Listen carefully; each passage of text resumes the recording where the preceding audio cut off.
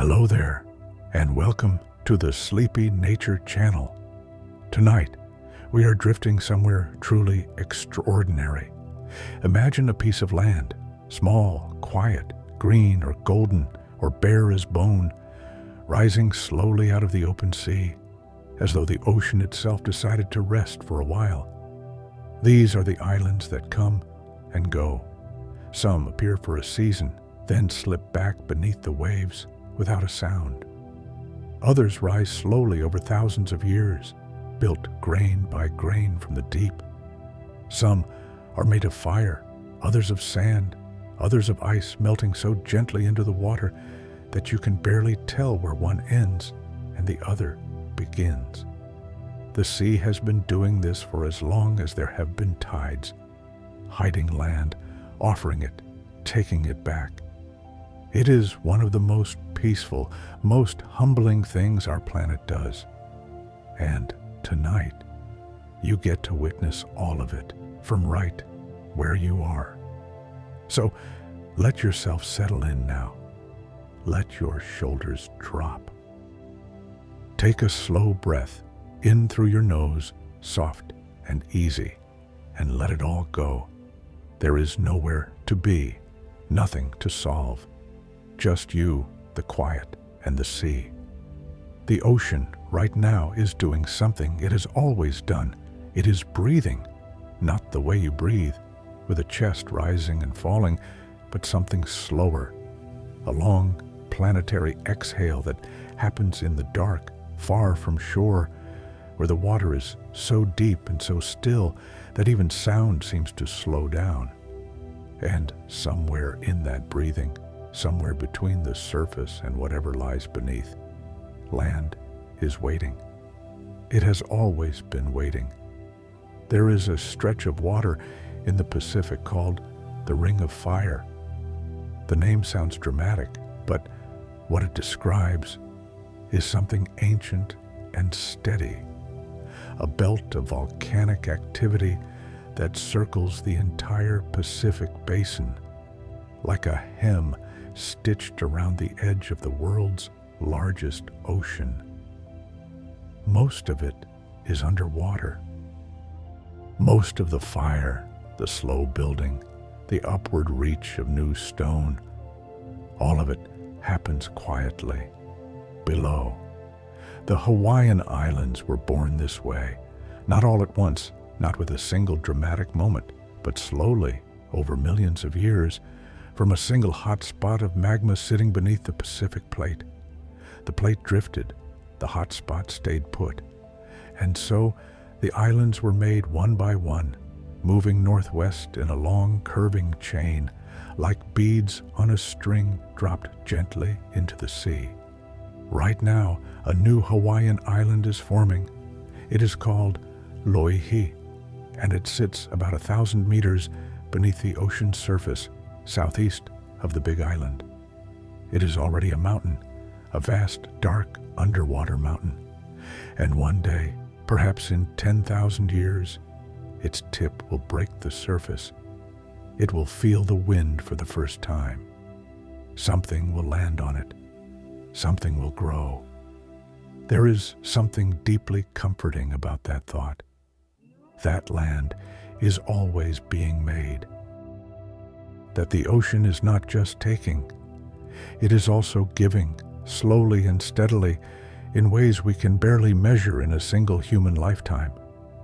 The sea surface at night is dark, but not empty. Even in the deepest hours, there is bioluminescence, tiny organisms lighting up the water in soft blue and green pulses, like stars scattered just below the surface. When a new island rises slowly through those lit waters, the light moves around it, parting gently, the way a breath fogs a cold mirror. Sand islands are different from volcanic ones. They are lighter, more provisional. A sand island is really just a sandbar that stayed long enough to dry out, to let the wind shape it, to let a bird land and leave a seed behind. The Maldives are built on something like this. Low coral atolls, barely above the water, so flat and so even that from a boat you might mistake them for a long white cloud resting on the horizon. The coral that builds those atolls is alive. Each tiny coral polyp is smaller than your thumbnail, and yet, together, they construct structures visible from space.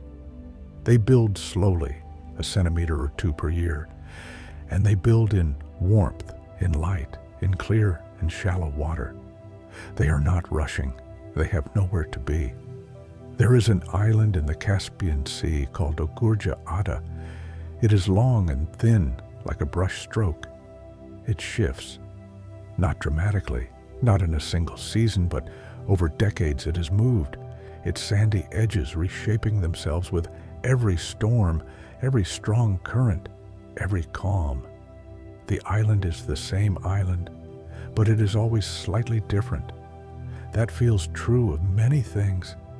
If you have ever watched a sandbar appear at low tide, maybe at a beach you love, maybe somewhere you visited once and never forgot, you have seen the beginning of an island.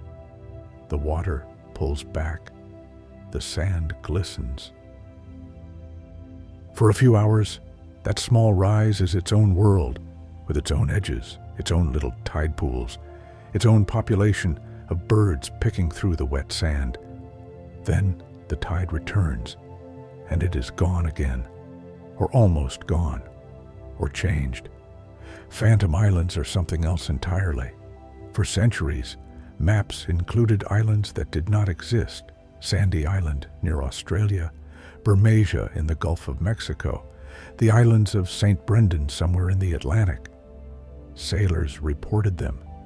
Cartographers drew them. And then, when ships returned to look, there was only water. Open, quiet, ordinary water. Perhaps they were misidentified clouds. Perhaps ice. Perhaps something that had been there once and had already gone. The idea of phantom islands is not frightening. It is actually rather lovely. It suggests that the world kept changing faster than the maps could keep up with. That there was always more to discover, more to revise, more to look at again with fresh eyes. You are already feeling a little heavier now, aren't you? That pleasant weight settling into your back, your arms, your legs. That is the day releasing you. Let it. Ice islands are among the strangest. In the Arctic, pieces of glacier calve off into the sea, enormous flat slabs of ice, some the size of a city, and they drift. They are land in a way, rock hard and real, with their own weather on top, sometimes their own melt ponds of fresh water glittering blue in the polar light. Scientists have camped on them. Bears have walked across them. Seabirds have nested in their crevices. And then they melt slowly into the ocean, and the birds lift off and find somewhere else. The Aral Sea, once one of the largest lakes in the world, shrank so much in the 20th century that islands appeared that had been underwater for centuries. Ancient boat wrecks emerged from the drying lake bed. Rust and silence, and the shape of old hulls left sitting on what had been the floor of a sea. A strange kind of island, not made of fire or sand or coral, but of loss and time and water gone elsewhere. And yet, even those islands were not sad exactly. They were just old, patient, waiting the way everything waits for the next thing to happen. There are islands and river deltas that form in a single season.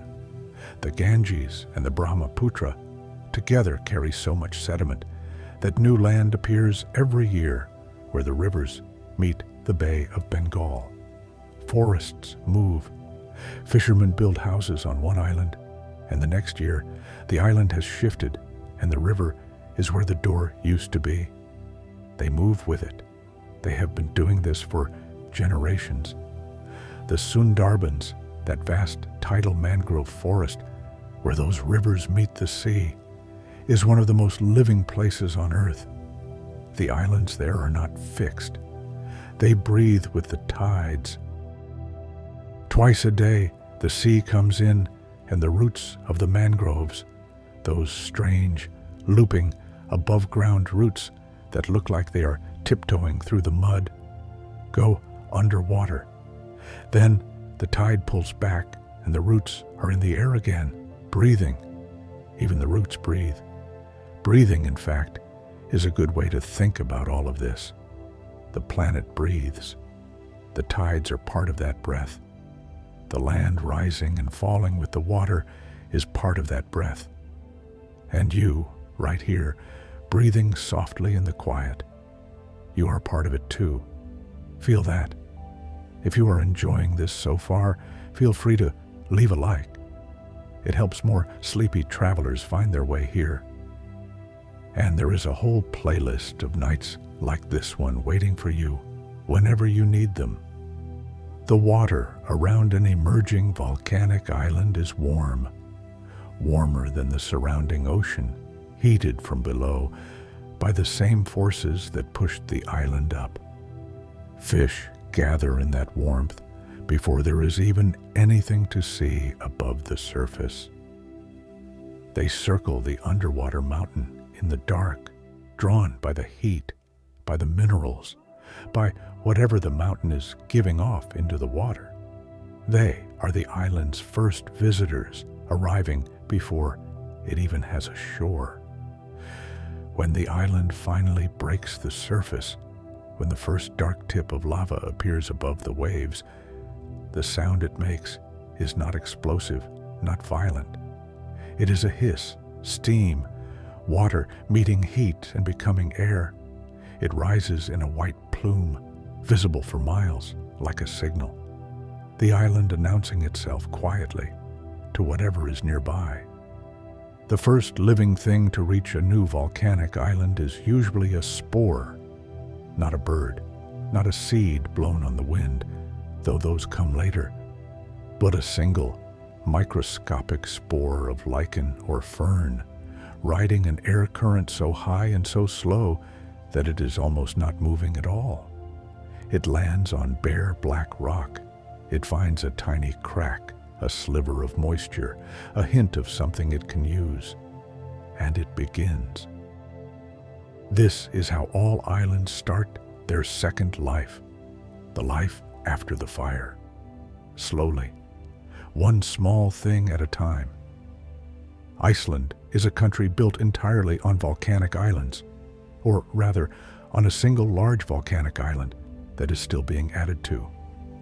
The Westman Islands, just off Iceland's southern coast, include a place called Surtsey, which rose from the sea in 1963 in a series of eruptions that lasted nearly 4 years. Scientists watched it happen in real time. Boats circled at a distance, cameras ran, and when it was over, there was a new island, black and steaming and bare, sitting in the North Atlantic where there had been nothing before. They closed Surtsey to almost everyone. They wanted to watch what happened next without interference. And what happened next was exactly what had been happening on islands for billions of years. Life arrived slowly and in order, each thing creating conditions for the next. The first plants were mosses and grasses carried by wind and seabird. Then the seabirds themselves came to nest, and their droppings, rich in nitrogen, changed the soil. And then more plants and more birds, and the slow accumulation of a living world on top of the dead stone. You are doing something similar right now in a way. You are creating conditions, softening, making space for rest to arrive. In the South Atlantic, there is an island called Tristan da Cunha. It is the most remote, permanently inhabited island on Earth, more than 2,000 kilometers from the nearest land. The people who live there are descended from a handful of settlers who arrived in the 19th century, and the island's population has never grown much beyond 250 souls. Everyone knows everyone. The island is circular, crowned by a volcano. When the volcano erupted in 1961, the entire population was evacuated to England. 2 years later, they all came back. They missed the island. They preferred the volcano. There is something in that, something about the pull of a particular piece of land, even a small one, even a difficult one, that feels deeply human and deeply natural at the same time. Coral atolls are islands that have already been through their own disappearance. Most atolls are the remains of volcanic islands. The volcano subsided long ago, sank slowly beneath the sea, and what is left is the ring of coral that grew around its edges. The volcano is gone. The coral stayed. The lagoon inside the ring is where the volcano was. It is a quiet, turquoise absence. If you look at an atoll from above, from a plane window, say, or in a photograph taken from high altitude, it looks like a ring drawn on water, like the memory of something circular, like the place where a stone fell and the ripples are still, very slowly arriving at the shore. The Marshall Islands are a nation of atolls. They sit so low in the Pacific that the highest natural point in the entire country is barely 2 meters above sea level. When the tide is high and a storm is coming, the sea can wash completely across some of the smaller islands. The people who have lived there for thousands of years have built an intimate knowledge of the sea, of its moods, its patterns, its rhythms, that no scientist could fully map. They navigate by the feel of swells against their canoes. They read the color of the water the way you might read a face. There is a kind of island called a cay, a small, low island made of sand and coral rubble sitting on top of a reef. Cays are temporary in geological time. They form when storms pile up debris, when currents deposit sand, when birds bring seeds, and small storms compact the surface. Some cays are permanent enough for trees. Others wash away in a single hurricane season. And others that washed away have returned in the same place, built again from whatever the sea brought back. Some islands in the Maldives have been washed away by storms and rebuilt by the sea in a slightly different shape. The people who lived there have simply moved and moved back, adapting their villages to the new shoreline, accepting that the island is not a fixed thing, but an ongoing conversation between the land and the water. In the Bay of Bengal, there is a small island called North Sentinel Island. It is small and low and forested, surrounded by a reef that makes approach difficult. The people who live there have chosen, for reasons entirely their own, to have no contact with the outside world. They have been there for perhaps 60,000 years, longer than any other continuous human habitation on Earth. The island simply holds them quietly in its trees and its reefs and its privacy. The idea of an island that keeps its own counsel feels restful somehow. Not mysterious or dangerous, just complete. A world that does not need anything from beyond its own shore. There is a type of floating island made of peat. In certain lakes and wetlands, thick mats of decomposing plant matter break free from the bottom and rise to the surface, carried by trapped gases. In the lakes of the Caspian region, in some Scottish lochs, in the lakes of Siberia, these floating islands drift slowly across the water, sometimes carrying full-grown trees. The trees tilt as the island shifts, their roots dangling into the dark water below. A heron might stand on one. A family of ducks might nest on another. They move. They follow the wind. Sometimes two floating islands collide gently and merge into one larger island. Sometimes one breaks apart into smaller pieces, each piece drifting off on its own. It is very gentle, very slow, like most of the best things. If this is the kind of content that helps you wind down, a comment below always makes our night. Just knowing you are here. The playlist is also there whenever you need a longer journey. Lake Titicaca, high in the Andes between Peru and Bolivia, has its own floating islands. But these were made by human hands. The Uros people have been building islands out of totara reeds for centuries, layering the reeds thick enough to walk on, to build houses on, to moor their reed boats beside. The islands need constant maintenance.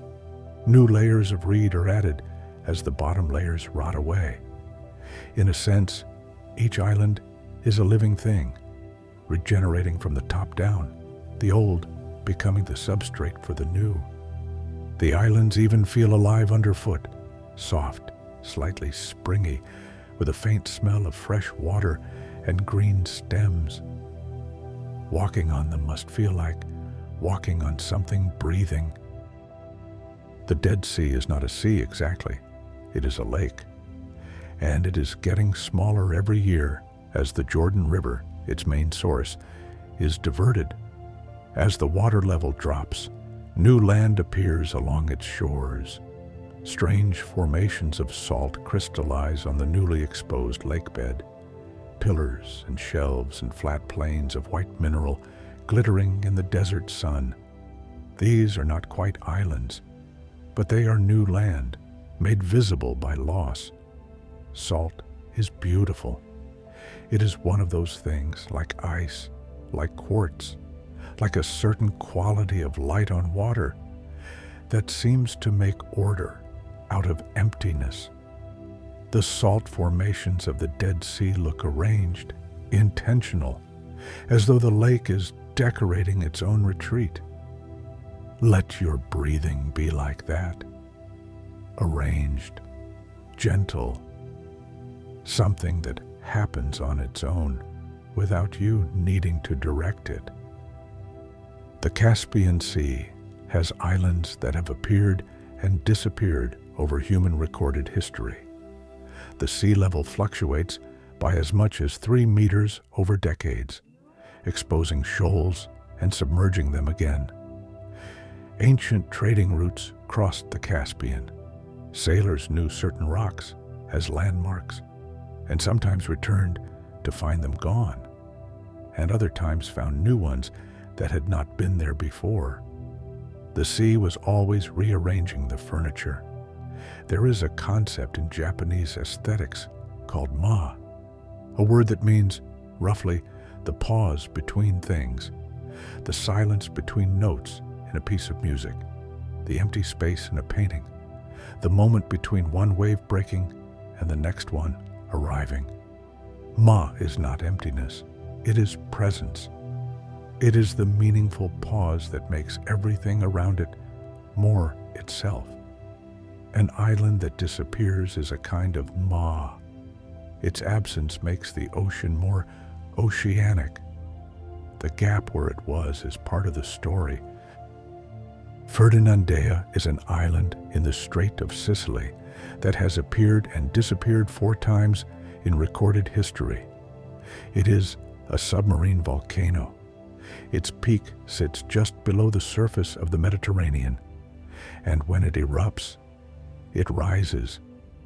It grew tall enough to be claimed in the 19th century by 4 different nations: Britain, France, Spain, and the Kingdom of the Two Sicilies, all planted flags on it within months of each other.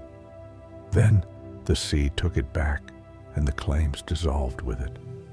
Now it sits a few meters below the surface, waiting, as it has always waited, for its next appearance. There is something light about that story. An island too busy being a volcano to belong to anyone. The Caspian Loitsa, a group of small islands in the Caspian that appear only in certain seasons when the lake level drops, are home to nesting flamingos in the warmer months. The flamingos know where the islands will be before the water reveals them. They circle in from their wintering grounds and wait nearby, landing on the first exposed mudflats, staking out territory on ground that is still technically underwater. They have their own map, older and more reliable than any chart. Flamingos are pink because of the algae and brine shrimp they eat. The pigments, carotenoids, move from food into feathers. A flamingo that stops eating those things would turn white in a season. Their color is a continuous act. They are pink on purpose all the time, through eating and living and being in the right places. The temporary islands help. The Camargue, in the south of France, is a river delta, the Rhone meeting the Mediterranean, and it is full of islands that are and are not. The delta shifts slowly, channels cut new paths, and what was a sandbar becomes a marsh, becomes a meadow, becomes a sandbar again. Wild horses live there, small and sturdy, with pale coats that seem to glow in the flat delta light. Flamingos nest there too, in the shallow saline lagoons. The whole place feels like a threshold between land and sea, between fresh and salt, between one season and the next. Delta islands are like that. They are the place where the river gives back everything it has carried. All the soil from 1,000 miles inland, all the sediment, all the minerals, and gives it to the sea, and the sea makes land of it.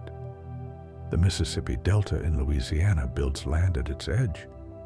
The river deposits sediment faster than the sea erodes it in some places. New land accretes over years, then decades. Marsh grass takes hold, then other plants. Then the land rises a little, drains a little, becomes more itself. Pelicans nest on it before the grass is knee-high. And yet, other parts of Louisiana are sinking. The land is compacting under its own weight, slowly settling. Some coastal communities that have been there for generations are now partially underwater at high tide. The islands of the past are the water of the present. The process is very slow, but it is happening, and people there have learned to live with it, have built their lives around the idea that the boundary between land and sea is not a line, but a place. Breathing in now, a slow, full breath, and letting your chest rise and your belly soften, and then letting it all go. Out through your lips, easy and quiet. The Okavango Delta in Botswana is one of the world's largest inland deltas, a river that reaches the Kalahari Desert and simply spreads out, soaking into the sand, creating a vast mosaic of islands and channels and floodplains that changes shape with every season. In the dry season, some channels shrink, and what were water passages become land bridges. Islands that were isolated become connected. Animals cross in herds, and then the floods come slowly from the north, and the connection closes again, and the islands reassert themselves. Elephants are good at knowing which islands are currently accessible. They wade through the channels, sometimes swimming, following paths they have used for generations. Baby elephants hold on to their mothers' tails when the water gets deep. On the other side, they shake themselves dry and keep walking. There are islands in the Orafura Sea between Australia and New Guinea that are so low and so flat that they are only visible in the dry season. In the wet, they go under. The Torres Strait Islanders have lived among these shifting lands for over 2,000 years, adapting their cycles, fishing, planting, ceremony, to the rhythms of the sea. The islands are not permanent in their mapping of them, but they are permanent in their knowing of them. There is a difference between knowing a place by its map and knowing it by its feel. One is a picture, the other is a relationship. A sandbar is always moving. Even a sandbar that has been in the same general location for 100 years is not exactly in the same place. Each tide, each storm, each current nudges it a little. The sand grains are in constant motion, lifted, carried, deposited somewhere a few inches or a few feet from where they were. The island thinks it is staying still. The sand knows better. We sometimes think of ourselves as fixed too, a version of who we are, settled and located. But we are also always moving a little, being shaped by the currents we move through. That is not worrying. That is just being alive. If you have found this channel helpful for winding down, please do consider leaving a comment or a like. It truly means a lot. There are many more evenings in the playlist, each one a different kind of quiet. Loch Lomond in Scotland has 30 islands, but not always the same 30. Some emerge at low water and disappear as the loch rises in autumn. One of them, called Clarinch, was large enough in medieval times to be used as a place of refuge. A clan would retreat to it when threatened, pulling their boats up onto the shore and waiting. The loch itself was the wall, the moat, the safety. The island was enough. There is something about a small piece of land surrounded by water that makes it feel safe, self-contained, a world with known edges. Perhaps that is why islands feel so restful to think about. They are already complete. They do not need to be anything other than what they are. Lake Huron, one of the Great Lakes, has nearly 30,000 islands, more than any other lake in the world. Most are tiny, rocks, really, barely large enough for a few trees. But even the smallest ones have their own ecology. Mosses on the north-facing rocks, lichens on the sun-warmed granite, a single garter snake sleeping in a warm crevice. Enough. The granite of the Canadian Shield, the rock that underlies much of the Great Lakes region, is among the oldest rock on Earth's surface. Some of it is over 4 billion years old. When you stand on a small island in Lake Huron, you might be standing on stone that was already old when the first oceans formed. The island is new. The rock beneath it is ancient. Both of these things are true at once. Rest on that for a moment. Somewhere off the coast of Iceland, not far from Reykjavik, there is a small island called Geirfuglasker. It was the last refuge of the great auk, a large, flightless seabird that went extinct in the 19th century. The island was made of volcanic rock and surrounded by difficult seas, which protected it for a long time. But in 1830, an underwater eruption destroyed the island. It simply sank. The great auks that had lived there moved to another nearby rock, Elde, where the last two were killed a few years later. This story is sad in one light. But in another light, what it reveals is this. For a very long time, an island kept something safe. It did what islands have always done, which is provide a margin, a refuge, a place apart from everywhere else. The island tried. The ocean gives, and the ocean takes back.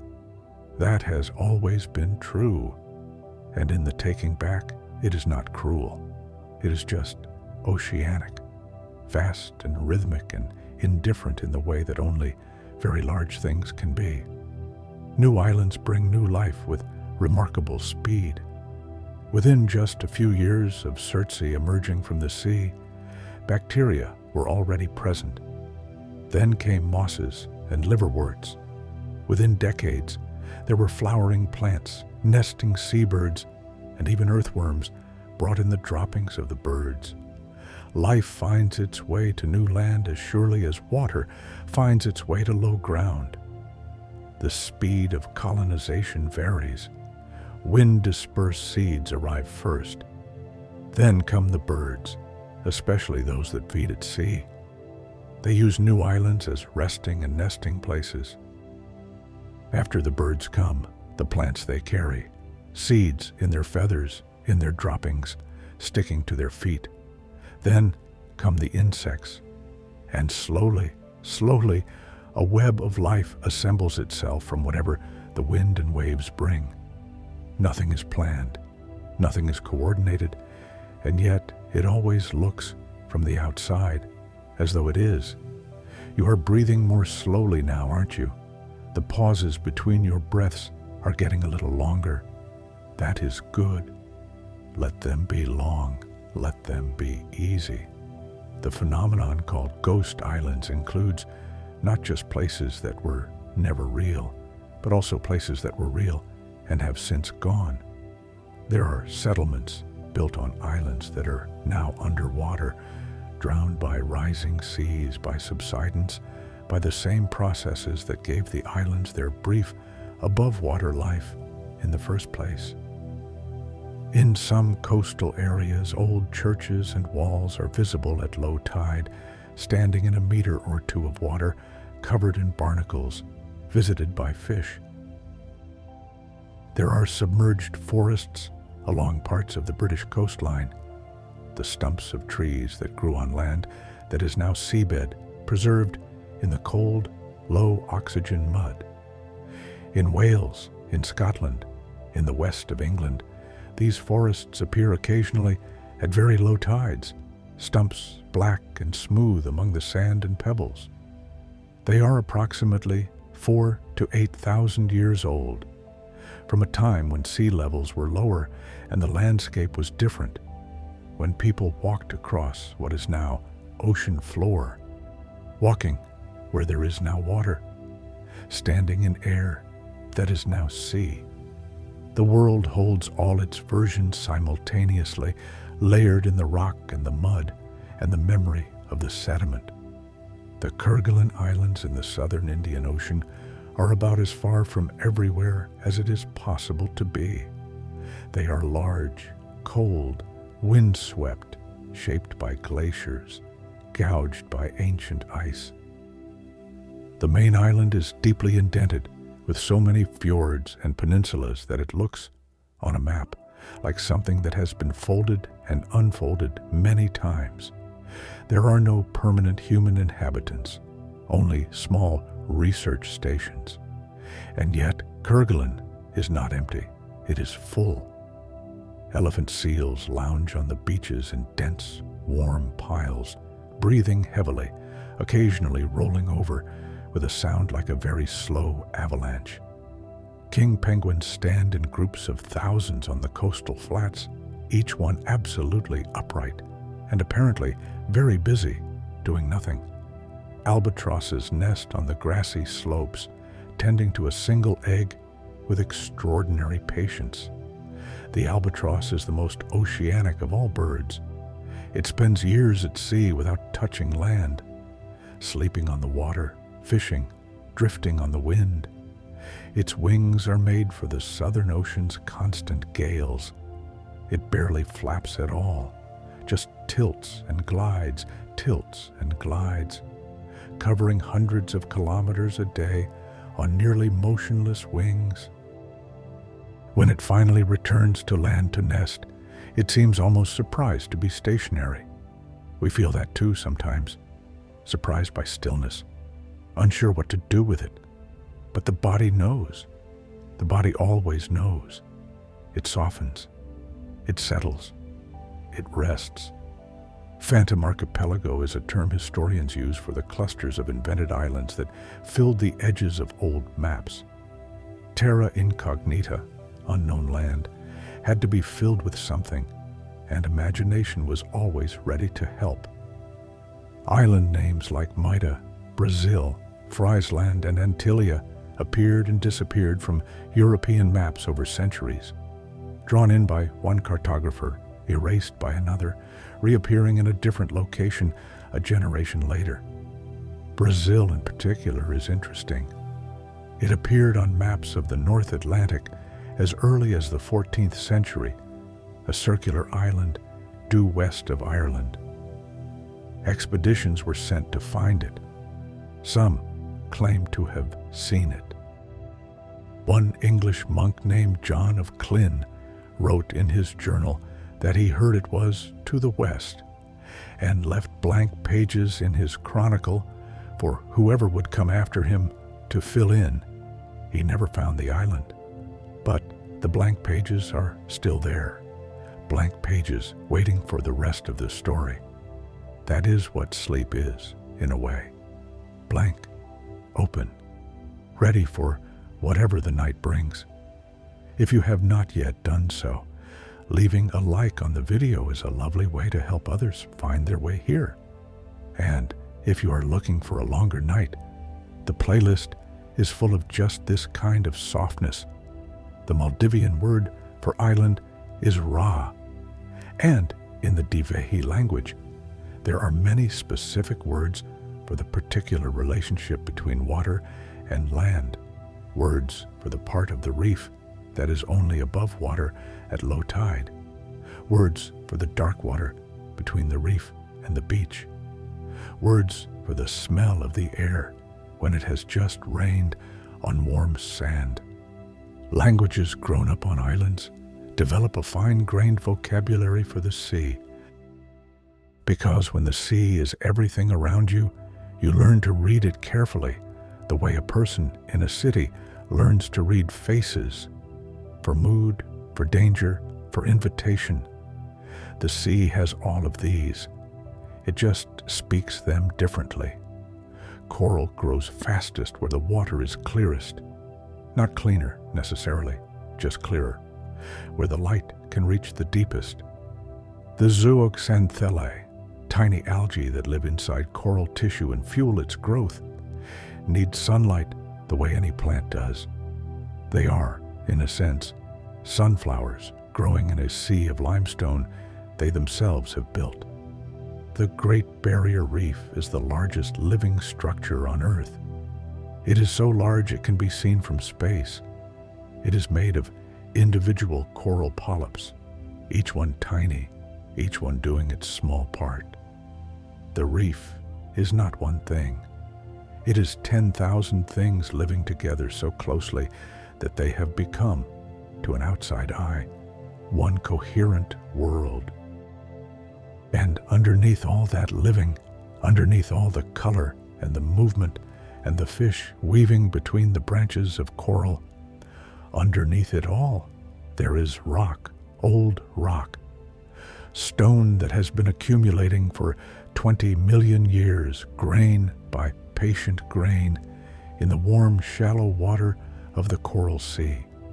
The island that is the Great Barrier Reef does not show above the surface, but it is there, solid, permanent in the way that only living things that keep on being born can be permanent. There is a current running beneath the surface of all the world's oceans, not the waves. The waves are just the surface shivering, but a deep, slow, planetary current called the thermohaline circulation. It is driven by differences in temperature and salinity. Cold, salty water is denser and sinks. Warm, lighter water rises to take its place. This cycle moves water from the tropics to the poles and back again, and it takes roughly 1,000 years for a given molecule of water to complete one full circuit. 1,000 years. A molecule of water that is right now beneath the Pacific may have last been at the surface in the time of the Vikings. This current, sometimes called the ocean conveyor belt, is one reason the British Isles are as warm as they are. The Gulf Stream carries heat northward from the tropics, and that heat softens the air over the Atlantic and keeps London from becoming as cold as Moscow, which is at the same latitude. The sea shapes the land. The water shapes the weather. Everything is connected. And in that vast circulation, small things move too: seeds, spores, insect eggs. A coconut, hollow and sealed with its own water, can survive years at sea. It lands on a beach it has never seen, and if the conditions are right, it puts down a root. The coconut palm spreads this way, island to island to island, following the currents, building its family across the Pacific. The coconut palm is so associated with tropical islands that it is hard to imagine one without the other. But the palm did not begin on those islands. It arrived there, carried by water, a long time ago. The islands were already there, waiting. The palm found them. You are somewhere like that right now, arriving at a place that was waiting for you. A quietness that was always there. It did not need to be made. You only needed to find your way here. The Kerguelen Islands have a particular kind of cabbage, Pringlia antiscorbutica, the Kerguelen cabbage. It is the only member of its genus. It grows in dense rosettes close to the ground, out of the wind, and was once eaten by sailors passing through to prevent scurvy. It is not especially beautiful. It is compact and pale green and determined. It has been growing on those windswept islands for a very long time, in conditions that would defeat most plants, and it has made itself entirely at home. Isolation creates that, a thing that is entirely itself, shaped by its particular place, not needing to be anything else. Islands are full of species that exist nowhere else on Earth. The Galapagos tortoises, the lemurs of Madagascar, the kiwi birds of New Zealand, each one the result of millions of years of living separately, finding their own way, becoming perfectly suited to their island without reference to what worked anywhere else. This is called endemism, when a species is found only in one place. The more isolated the island, the more unique its life. The more cut off from everywhere else, the more distinctly itself. Isolation sounds lonely, but perhaps it is also just specificity, being deeply, particularly, exactly of one place. New Zealand was separated from the rest of the world for about 80 million years. During that time, in the absence of land mammals, birds evolved to fill every ecological role. The moa was a giant browsing bird, tall as a giraffe, that ate shrubs and low trees. The kakapo, still alive today in tiny numbers, is a large, flightless, nocturnal parrot that smells of honey and dust. These things could only happen in isolation. The island itself was the experiment. If you are enjoying the journey so far, a comment or a like is always welcome. Just a small thing to say, you were here. The playlist holds many more evenings of exactly this. Easter Island, Rapa Nui, is one of the most remote inhabited islands on Earth, sitting in the eastern Pacific, more than 3,000 kilometers from the nearest population. The people who reached it, sometime between the 5th and 9th centuries, came in canoes across open ocean, navigating by stars and wind and the color of the water. they found a small, forested island at the far edge of the world. They built something extraordinary there, the Moai. Those enormous stone figures, eyes turned inland as if watching over the land they face. Each one was carved from volcanic rock in the island's quarry and somehow moved upright to its platform on the coast. How they did it is still not entirely understood. The island holds the secret with a kind of patience that feels appropriate. Rapa Nui is quiet now. The forests that once covered it are mostly gone, the result of centuries of clearing and of the Pacific rat, which arrived with the first settlers and ate the seeds of the native palm before they could grow. The island looks different than it did, but it is still itself.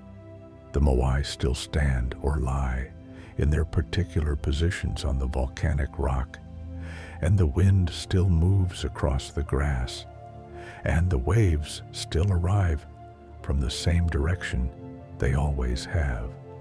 Land bridges are islands that used to be connected to something larger.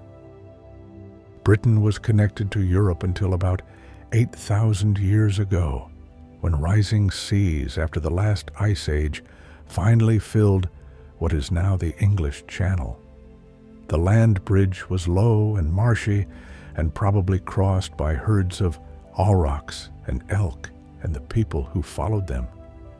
Then the water came, slowly, and Britain became an island. The memory of that connection is still faintly visible in the geology. The chalk cliffs of Dover meeting the chalk cliffs of Calais across 33 kilometers of water. The same stone, once the same surface, now separated by a channel that did not exist when mammoths lived. We are all, in some sense, former land bridges, connected once to things we no longer touch, separated by time and water and the slow rise of the sea, but still made of the same material, breathing slowly, in and out. Your breath is the tide. It comes and goes. It fills and empties. It follows its own rhythm without you needing to manage it. The Azores, 9 volcanic islands in the mid-Atlantic, sit directly on the mid-Atlantic ridge, the undersea mountain range where the Eurasian and North American plates are slowly pulling apart from each other. The Atlantic Ocean is getting wider by about 2.5 centimeters per year. The Azores are being carried along with it. In 1,000,000 years, they will be 2,500 kilometers from where they are today. The islands do not feel this movement. Nothing on them notices. The hydrangeas bloom in every color along the stone walls of Fayal. The sperm whales surface in the deep water offshore, exhaling in long, slow plumes. The cloud hangs low over the calderas, and the tea grows on the terraced fields of São Miguel. And the earth hums underneath with the gentle, slow motion of 2 continents parting. Everything is always moving. Everything is always arriving somewhere it has never been before. And tonight, you are arriving too, at the edge of sleep, at the threshold of the quiet. It is a very short crossing from here. Sleep, when it comes, feels something like a tide. You cannot grip it. You cannot pull it in faster than it wants to come. You simply make yourself ready, soft, still, open.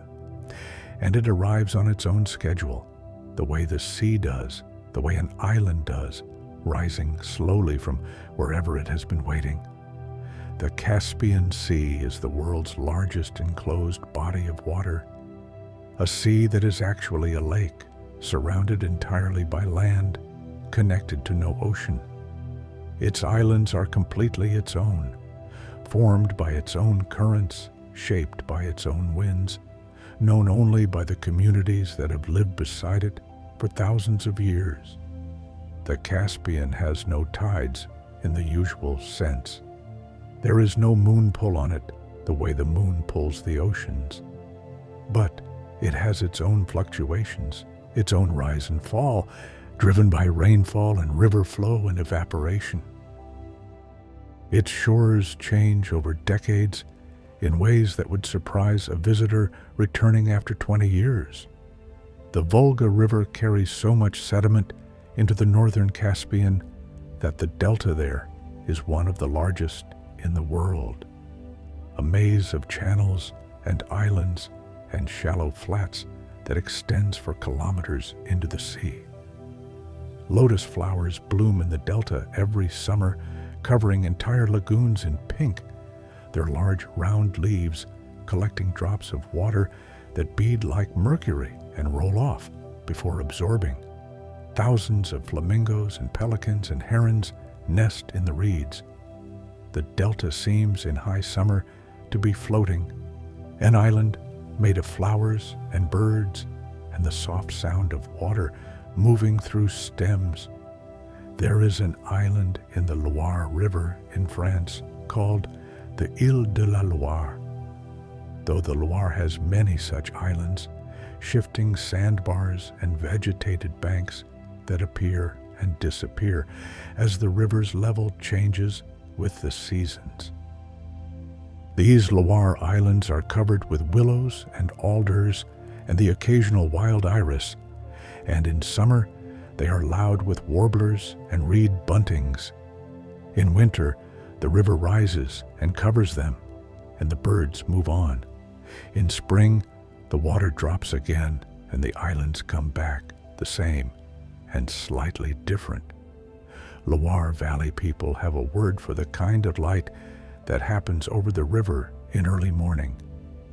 A diffuse, warm, golden softness that has something to do with the particular humidity of the valley and the width of the river and the way the mist sits just above the surface. It is not quite a word in English. It is the way the river makes the air feel seen. There are rivers in Bolivia that flood so dramatically in the rainy season that they create vast shallow lakes in the surrounding savanna, the Llanos de Moyos. As the water spreads, it isolates low rises of land, pre-Columbian earthworks, ancient raised fields and canals built by civilizations that understood the flood.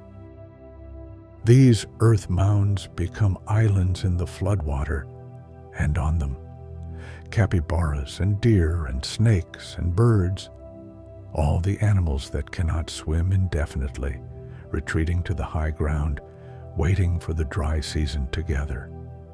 Capybaras are the world's largest rodents. They are also extraordinarily calm. They tolerate the company of other species. Birds sit on them, caimans rest near them, deer graze beside them, with a patience that seems less like resignation and more like genuine peace. They sit in the water up to their eyebrows, ears and nose above the surface, eyes half closed. They make a soft clicking sound to each other, very quiet. They seem to understand something about stillness that most animals are too busy to notice. You can feel that understanding now, if you let yourself. The soft heaviness, the patience, the simple fact of being here.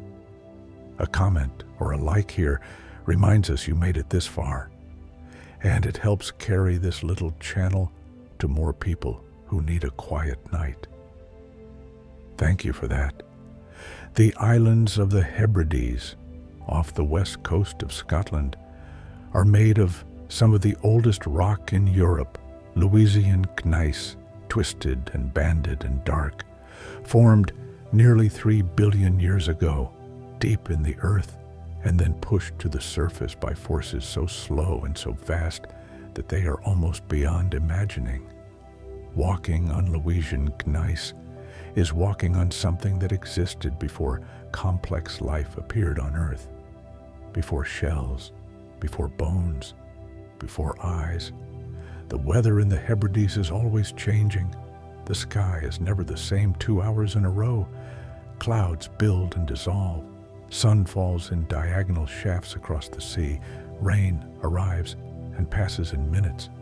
And then the light returns, clean and thin and very particular to that latitude and that dampness. The light has been called the most beautiful in Europe by people who have seen it. It makes the old rock glow. It makes the sea go silver and then green and then the deep blue of distance. There are islands in Loch Maree in the Scottish Highlands that were once places of pilgrimage, small, thickly wooded islands with ancient chapels and healing wells. People rowed out to them in flat-bottomed boats. They brought offerings. They took away a sense of having been somewhere set apart from the ordinary world. Those islands are still there. The water is still clear and cold. The trees are still dense on the small shores. The sense of separateness is still exactly what it was. The Faroe Islands, between Norway and Iceland, are 18 volcanic islands with a combined area smaller than some American cities. They have been inhabited since at least the 9th century, when Norse settlers arrived.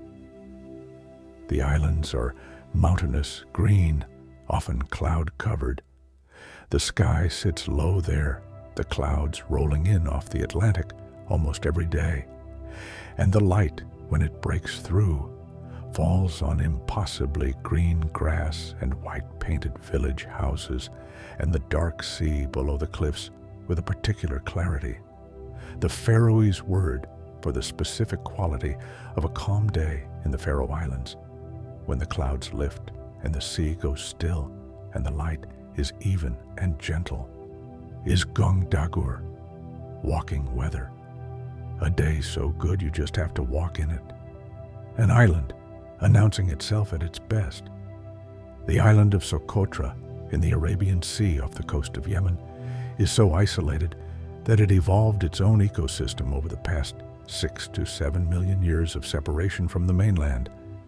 Its most famous resident is the dragon blood tree, a strange, umbrella-shaped tree with dark red sap and silver-gray bark that grows in dense, otherworldly groves on the limestone plateau.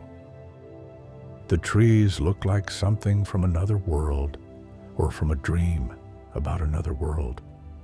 Their canopies perfectly flat, their trunks pale and smooth, their sap the color of old garnets. Socotra has some 500 plant species found nowhere else. More than a third of its reptiles exist only there. Its languages are its own. Its history is its own. It is the kind of island that reminds you that isolation is not deprivation. It is the condition for becoming something unique. Something unique is what you are too, something that has developed in the particular isolation of your own life, your own mind, your own way of being in the world. That is worth resting in. The night is deep now, very deep, the kind of depth that has no bottom, or if it does, it is made of something soft. In the high Arctic, there is an island called Novaya Zemlya, New Land, a long crescent-shaped pair of islands that runs between the Barents and Kara Seas. It is a cold place, much of it covered in ice, with polar bears on its shores and walruses resting on its beaches in summer.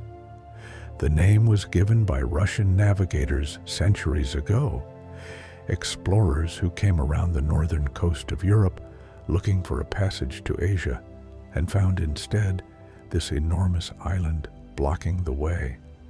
They wintered there once, a group of Dutch sailors in 1596. They built a shelter from driftwood and salvaged timber and spent the long polar night listening to the wind and watching the aurora, and somehow surviving temperatures that killed everything mechanical, but did not kill them. When spring came, they got back in their boats and went home. The island had held them, not warmly, but adequately. It had offered what it had. The northern lights, the aurora borealis, are best seen from islands at high latitudes, from Iceland, from the Faroe Islands, from Svalbard, from the northern coast of Scandinavia, and from islands in the Canadian Arctic. The light comes in curtains or in arcs, or sometimes in a diffuse greenish glow that covers the whole sky. It shifts and pulses slowly. It is caused by particles from the sun interacting with gases in the upper atmosphere. Physics, not magic. But the physics produces something that looks exactly like what magic would look like if it were real. Watching the northern lights from the shore of an island must feel like being at the exact center of the world.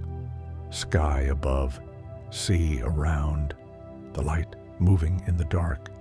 A person on a small piece of land, very small, very still.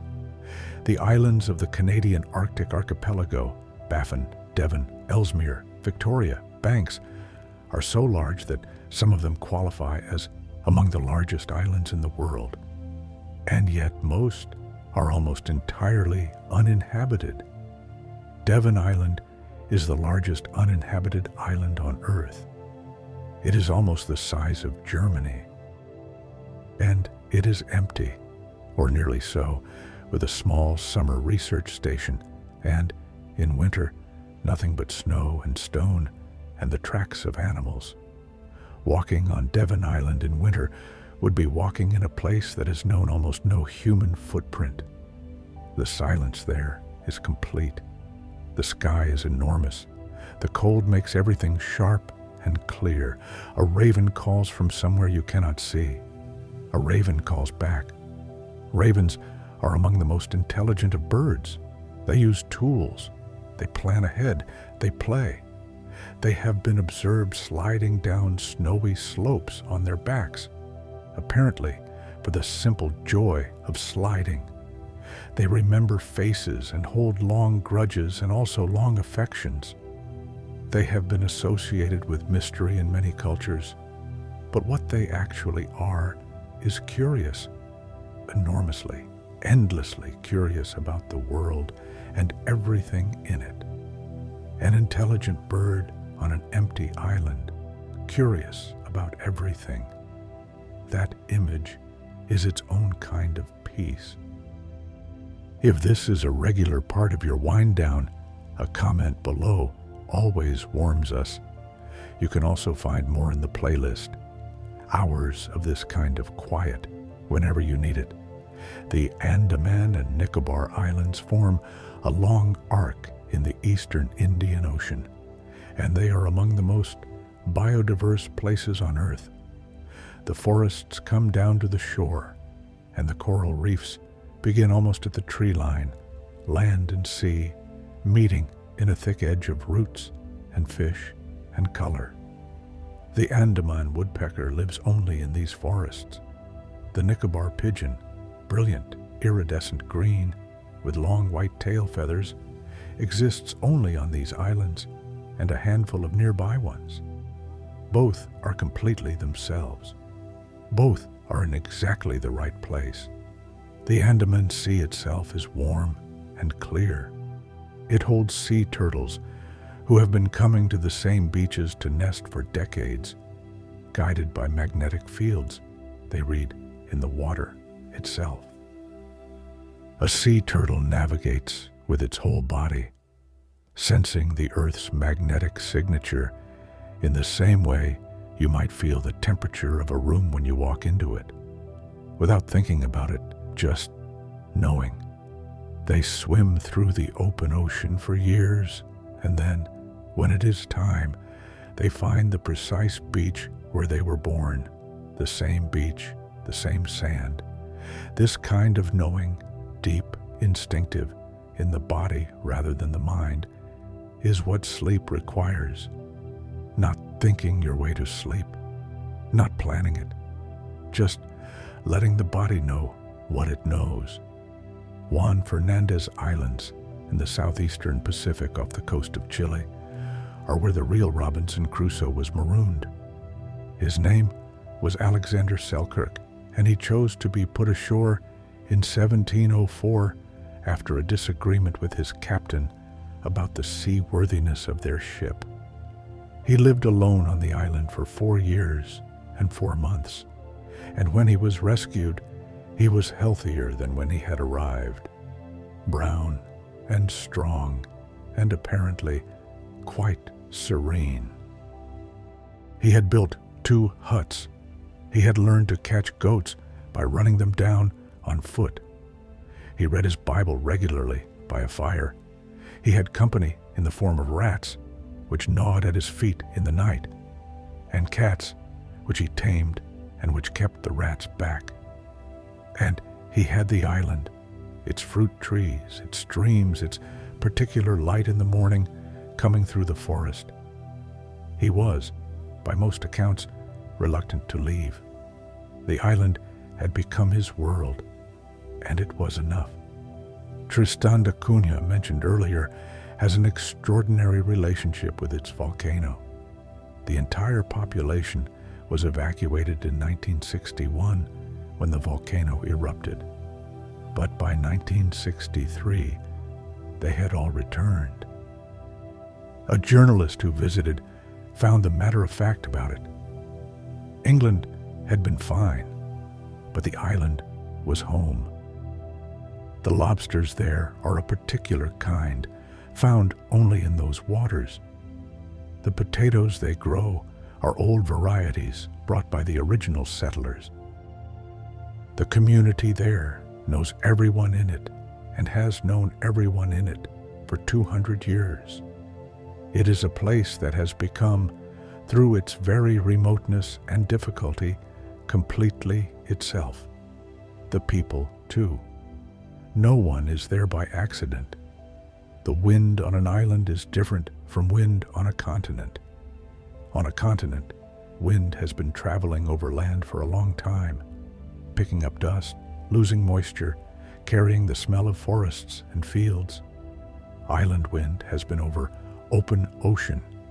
It arrives clean, salt-edged, and with a particular freshness that you notice when you breathe it in. It opens something. It fills the lungs differently. Imagine that wind now, just the idea of it. The open, clean, oceanic air moving across your face. Let it. The Galapagos Islands sit on the equator in the eastern Pacific, and they are the kind of place where evolution becomes visible. Because the islands are young and isolated, the creatures there have not had millions of years to become wary of large mammals. So, they are not. The marine iguanas lie in black piles on the black lava rock and blink at you. The blue-footed boobies perform their courtship dances on the path in front of you, ignoring your presence entirely. The Galapagos hawk will land on your shoulder if you let it. This is what the world looked like before it learned to be afraid. The marine iguana is the only lizard in the world that feeds underwater. It dives into the cold Humboldt Current and grazes on algae from the rocks on the seafloor, sometimes going 20 meters down. Underwater, it becomes something entirely different from the sun-warmed, basking creature on the shore. Quick and efficient, its body cooling rapidly, its heart rate slowing to conserve oxygen. When it surfaces, it sneezes salt water from specialized glands and returns to the rocks to warm itself again. 2 modes, 2 worlds, moving between them without drama. The islands of the Pacific were settled by people who were extraordinary navigators. The Polynesian expansion from the area of Tonga and Samoa outward to Hawaii, to Easter Island, to New Zealand. was the largest dispersal of a human culture across open ocean in history. They sailed thousands of kilometers in double-hulled canoes, guided by the stars, the currents, the flight patterns of birds, the presence of clouds over land. They read the sea the way a musician reads a score, quickly, fluidly, making adjustments as they went. When they arrived at a new island, when the low green line of land appeared on the horizon, they had been at sea for weeks or months. They had eaten from provisions, caught fish, collected rainwater, and there, land, new land, an island that had not known human footsteps. Imagine what that arrival must have felt like. Every island that has been settled was once unsettled. Every island that is now busy with life was once bare stone. Everything that is now complete was once just beginning. That process is not finished. It is never finished. New islands are forming now in the dark water of the Pacific. New life is arriving on shores that are only a decade old. You can leave a comment if you like, just a small word, or a like. It carries this kind of quiet to others who are looking for it. The playlist is there for longer journeys. The mangrove forest is one of the great island builders. Mangroves grow at the edge of land and water, their roots catching sediment, slowing the current, accumulating mud. Over time, what was open water becomes shallow, then shallow enough for more roots, then shallow enough for land. The forest builds itself forward into the sea, grain by grain, root by root. Mangrove islands are some of the most productive ecosystems on Earth. The labyrinth of roots above and below the waterline provides shelter for hundreds of species of fish at various stages of their lives. Baby fish hide in the roots. When they are large enough, they move out to the reef. The mangroves are the nursery. They are the beginning of the ocean's food web, built on mud and the patience of roots. In Belize, there are mangrove islands so small and so dense that they look from above like dark green bouquets floating on the water. The roots go down into a few meters of sea, tangled together so deeply that the island is more root than anything else, more structure than substance, more relationship than solidity. And it floats. Technically, it floats. The Maldivian government has been growing new islands, literally, by dredging sand from the lagoon floor and pumping it onto a shallow reef. They have created the island of Hulhumale, which now houses over 50,000 people. It is a new island in a chain of old ones. It was made deliberately from the material that was already there, just rearranged. This is what humans have always done with islands: rearranged what is there, added what is needed, built on what was given. The volcanic islands of Hawaii have a name for the lava that flows into the sea, Pahoho, which refers to a particular smooth, ropey lava. And when it meets the water, it explodes into steam and then hardens into new shoreline. The coastline of the big island of Hawaii grows by hectares in some years, as Kilauea continues its slow and patient work of making land. The lava does not choose where it goes. It follows the slope of the land and the gradient of gravity. It moves where it is led, and where it arrives, at the edge of the sea, it becomes stone, and the sea smooths the stone, and the stone becomes beach, and on the beach, a seed. Everything arrives in its own time. Sleep arrives in its own time. You do not need to chase it. It is already on its way. The Galapagos Islands are, at their heart, a lesson in patience, Evolution, the process that made the marine iguana a diver, the finch a seed cracker, the tortoise an enormous centenarian grazer, is the longest patience there is. Hundreds of thousands of generations, each one just living, just surviving, just passing on what worked. No hurry, no plan, just the slow accumulation of what fits. The giant tortoises of the Galapagos are themselves a lesson in slowness.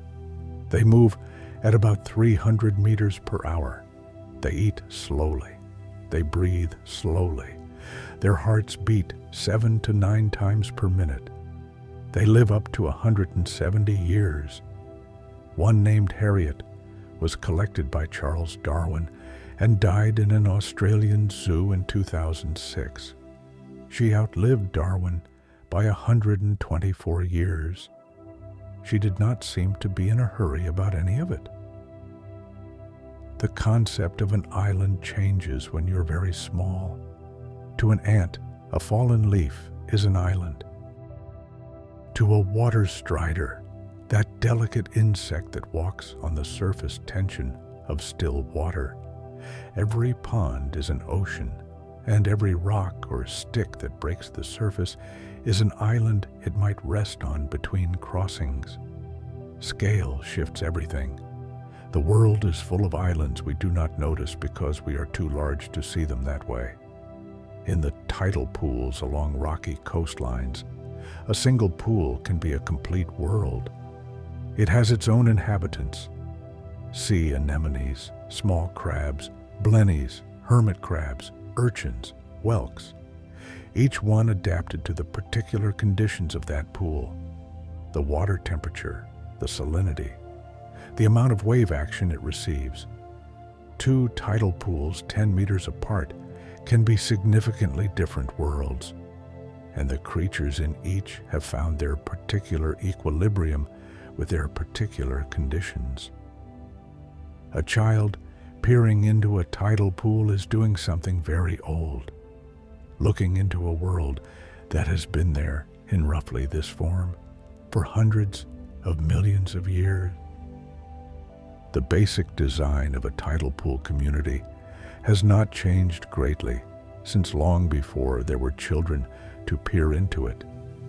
It is one of the most stable arrangements life has found. There is comfort in that stability, in knowing that some arrangements have been tested for so long that they have simply become part of what is possible. The tidal pool does not need to be anything other than what it is. It has been this for longer than we can imagine. The Black Sea has a layer of oxygen-free water beginning at about 200 meters depth. Below that line, nothing large lives, just certain specialized bacteria that thrive without oxygen. But at the surface and down to 200 meters, the Black Sea is busy. Dolphins, jellyfish, mussels, anchovy, in enormous silver schools. The border between the living and the lifeless layer is sharp, defined by chemistry, invisible to the eye. Ancient wooden ships have been found at the bottom of the Black Sea, preserved by the oxygen-free water. Byzantine trading vessels, ropes and timbers intact after more than 1,000 years, sitting in complete darkness in water that does not rot things. They are islands of another time, resting in permanent stillness.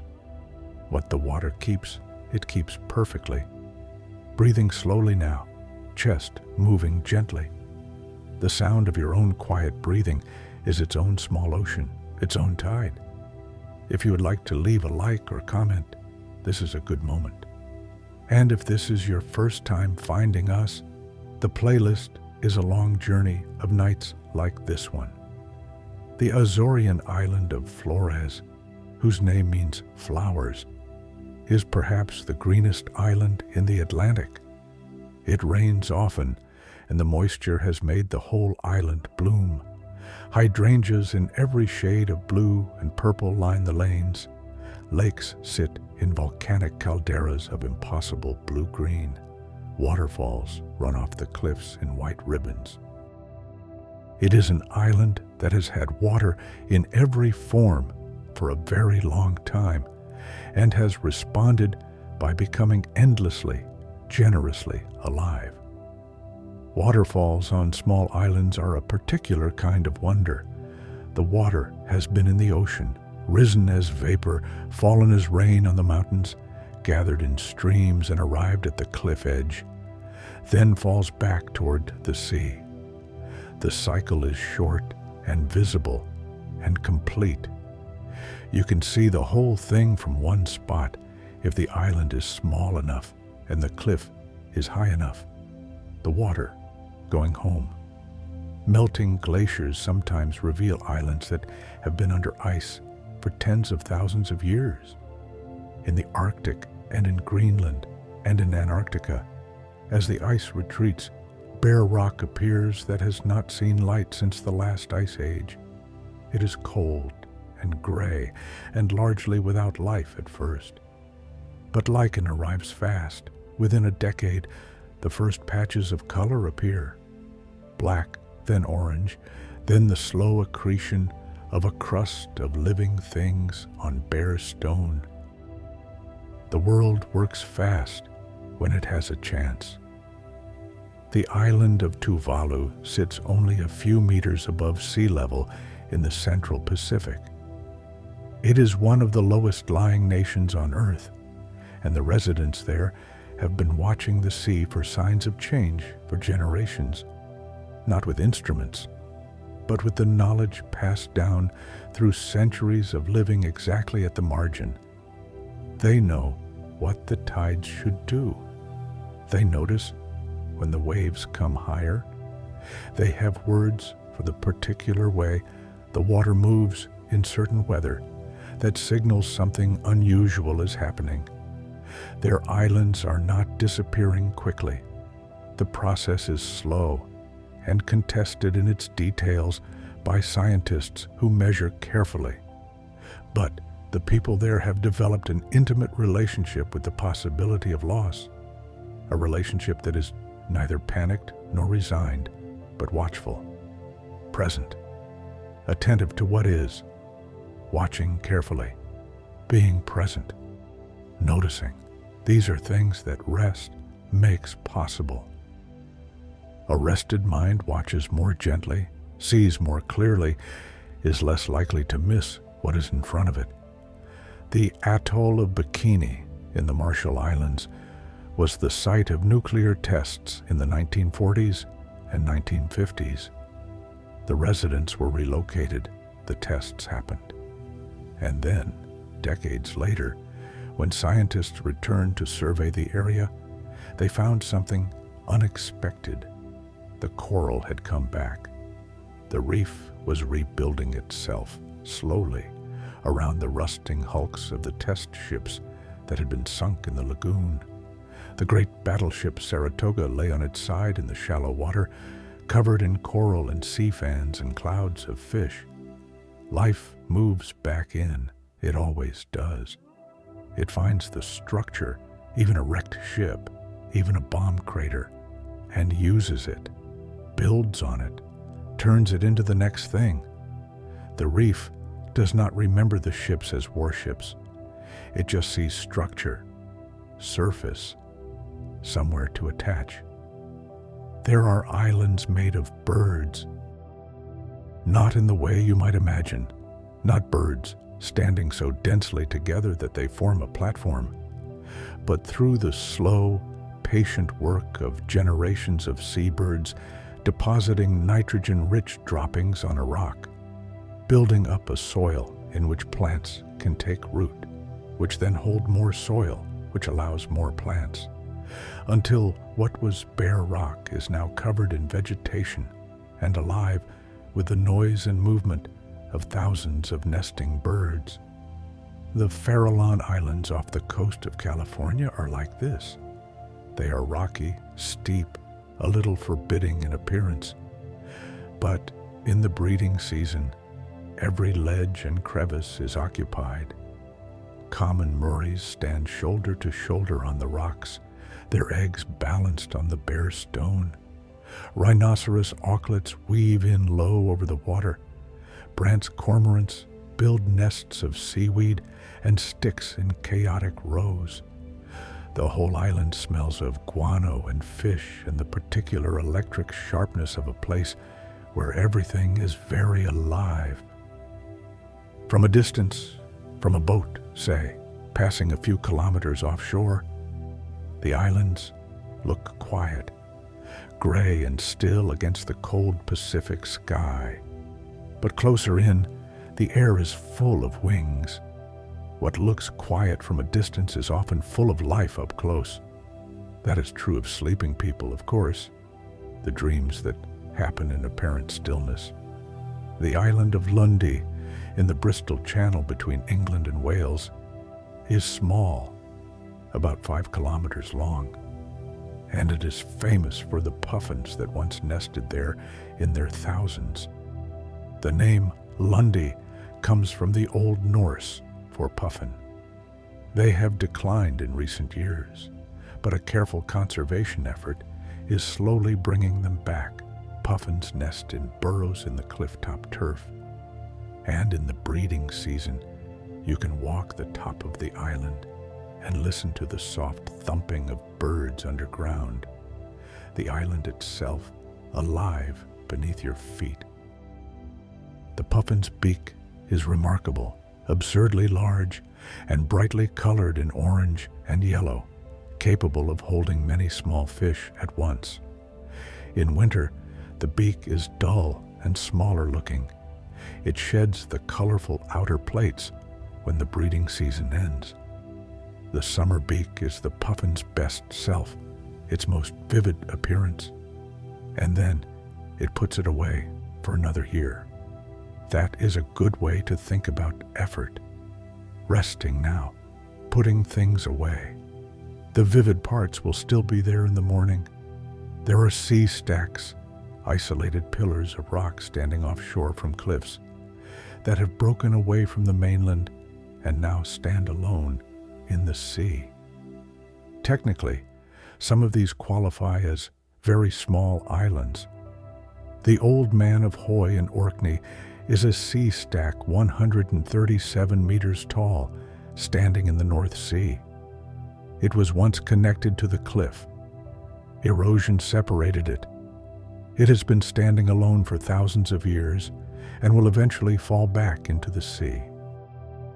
In the meantime, fulmars nest on it. They do not seem concerned about its future. They are busy with the present, the ledge, the egg, the wind. A like or comment here is always a kind thing to leave. It helps others find these quiet nights, and it lets us know you are here. The Sea of Azov, the shallowest sea in the world, is so shallow that in some places you can wade out for hundreds of meters and still be in only knee-deep water. Its islands are very flat, very sandy, covered in the summer with nesting terns and avocettes and stilts. The stilts have legs so thin and so red, they look artificial, like something a child made from wire and paint. But they stride through the shallows with complete confidence, their heads down, searching. The avocette sweeps its upturned bill from side to side through the water in a gesture that looks more like dancing than foraging.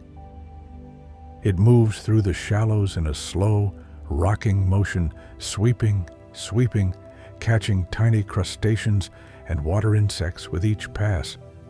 It seems to find the work entirely pleasant, finding work entirely pleasant, doing what you do with complete ease and no argument.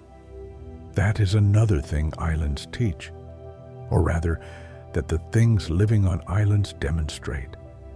The Maikines Island, the westernmost of the Faroe Islands, is so covered in puffins in summer that the grass itself seems to be moving.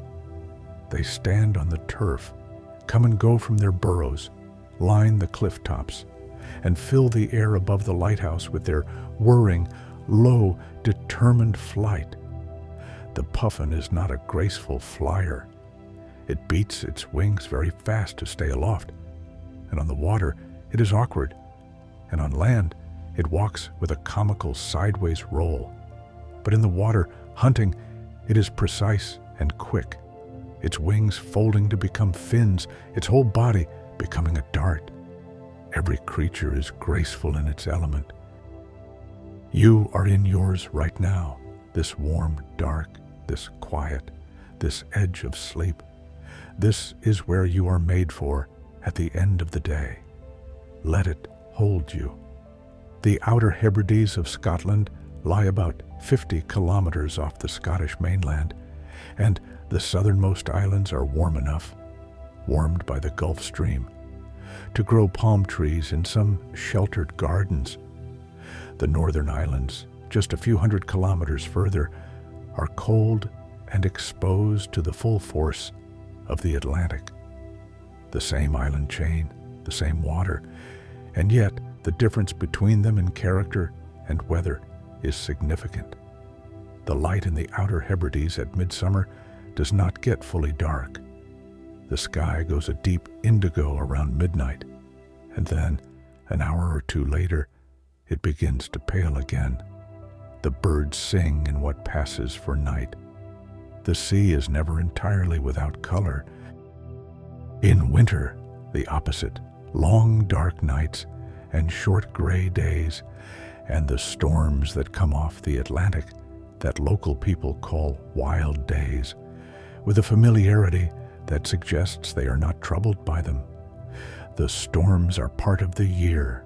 They are the islands being themselves, fully in the season given to them. The Southern Ocean is unlike any other ocean. Below about 50 degrees latitude, there is no land to interrupt the circling winds, no continent, no island chain, nothing to slow the westerlies that go around the world again and again, building the largest waves on Earth. The albatrosses that live there have evolved for this. Their wings are the longest of any bird, built for the gale, shaped to extract energy from the gradient between fast-moving air above and slower air below the wave. They are sailing in a way, or the wind is sailing them.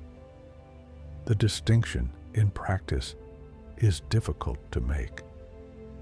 In the Southern Ocean, there are islands that are so rarely visited that almost no one alive has set foot on them. Bouvet Island, the most remote island on Earth, is covered by a glacier and surrounded by pack ice for most of the year. It was discovered in 1739 and revisited only a handful of times since. No one lives there. A weather station transmits data automatically. The island exists, in a practical sense, only as a coordinate and a Norwegian territorial claim.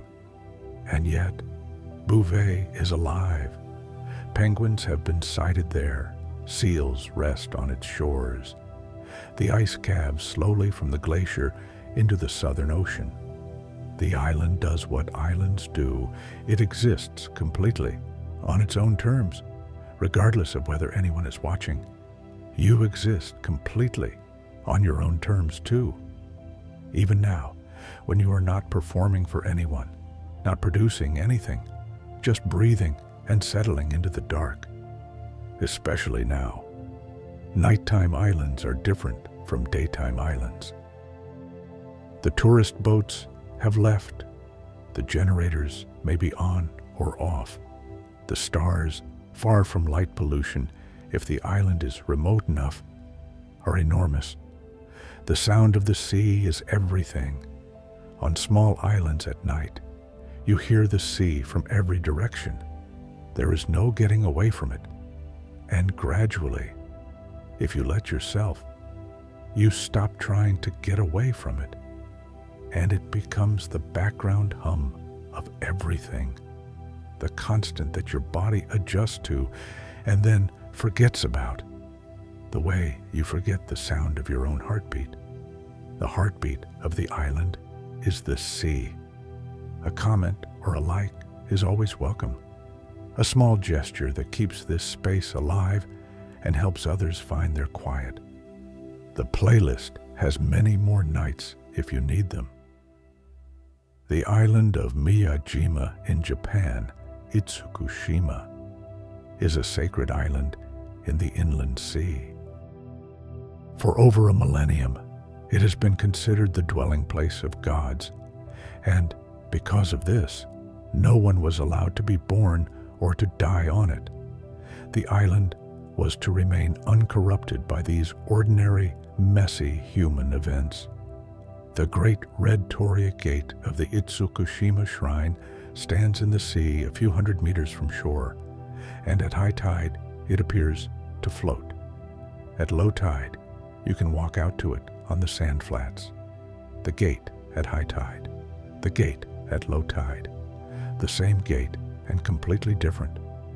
Islands have been sacred in nearly every culture that has lived near them.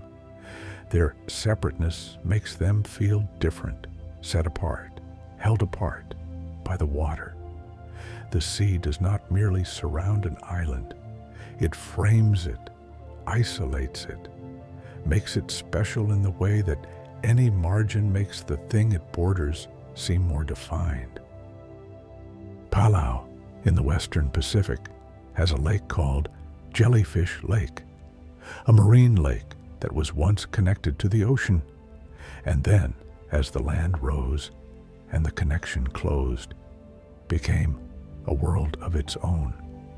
The jellyfish in it, descendants of those that were trapped when the lake sealed, evolved in isolation over thousands of years, losing their stinging ability and developing a daily migration across the lake that tracks the sun.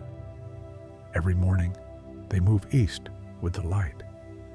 Every afternoon, they move west, millions of them pulsing slowly, making the same transit they have made every day for 10,000 years in their warm, enclosed sea.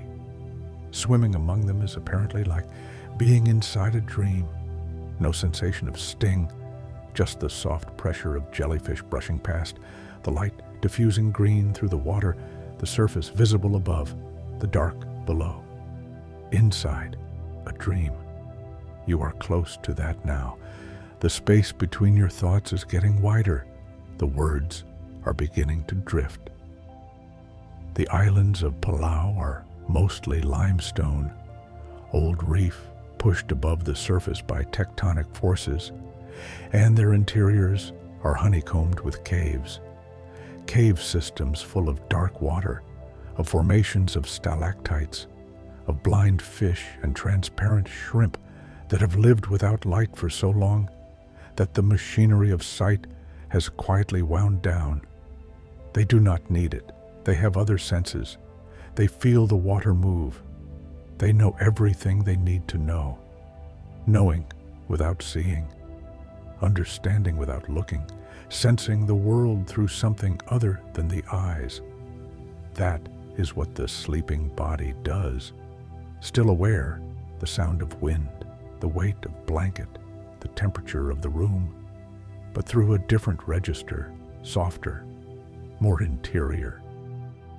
The atoll of Aldabra in the Seychelles is the largest raised coral atoll in the world, and it is home to the world's largest population of giant tortoises outside the Galapagos.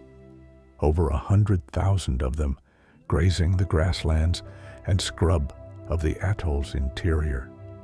They move slowly over this ancient reef, a structure that rose from the sea perhaps 125,000 years ago. And they have been here in this form for so long that they have become the defining animal of the landscape. The tortoises graze paths through the scrub. They congregate at freshwater seeps. They move to shade in the midday heat and emerge again in the late afternoon. Their lives are paced entirely by the sun, the season, and the availability of food. They do not appear to be in conflict with anything, an animal, entirely without conflict, at complete peace with its island, its temperature, its long, slow life. That is an image worth carrying into sleep. There is a reef system in the Coral Triangle, the area between Indonesia, the Philippines, Malaysia, Papua New Guinea, and the Solomon Islands. That is the most biodiverse marine ecosystem on Earth. More species of fish, coral, and marine invertebrate live here than anywhere else in the ocean. It is the origin point, in evolutionary terms, for much of the life that has spread to reefs around the world. The reef itself is an island in a way. It is a structure surrounded by open water, a world apart from the blue deserts of the deep ocean on either side. And within the reef, everything that lives there is dependent on everything else. The coral builds the structure. The fish clean the coral. The small fish are prey for the larger fish. The larger fish are prey for the sharks. The sharks keep the system in balance. And when the balance tips, the whole world of the reef feels it slowly through cascades of change. A reef is not a collection of independent things. It is a community, an agreement evolved over millions of years about how to live together in a small space in the middle of an otherwise empty sea. An agreement about how to live together in a small space. That also sounds like something worth sleeping on. Pressure ridges in sea ice sometimes create temporary islands, ridges of compressed ice that rise above the surface, stable enough to walk on, that last through the winter and melt in the spring. Polar bears hunt from them. Seals haul out on their edges. They look from a distance like low white hills. They last a season. They were not there the year before and will not be there next year. The temporary nature of things does not make them less real while they exist. The polar bear on the ice ridge is on solid ground in that moment. The seal is warm.